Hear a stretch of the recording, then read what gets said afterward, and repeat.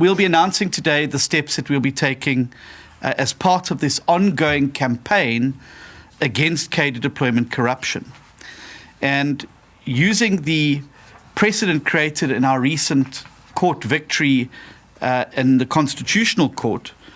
we are going to be launching a contempt of court application against the ANC to obtain the copies of emails and WhatsApps that are relevant to the period when President Cyril Ramaphosa served as chairman of the ANC's cadre deployment committee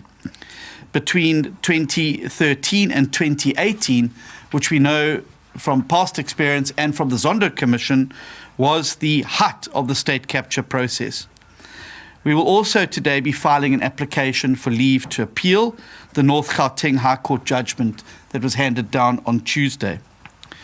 The ANC failed to include President Ramaphosa's own emails and WhatsApps in the material that it handed over to the DA, despite the fact that Mr. Ramaphosa was the chairman of this committee during this period and was one of the recipients of the emails and WhatsApp messages in question. He ultimately bears responsibility for the operations of this committee, but has failed to depose an affidavit confirming he has no documents or information for this period, instead choosing to rely on the dog ate my homework approach. The DAs yesterday issued a letter of demand to the African National Congress for it to fully comply with the Constitutional Court's order with a deadline of tomorrow. If they do not adhere to this demand, we are going to be seeking a contempt of court ruling that includes prison time,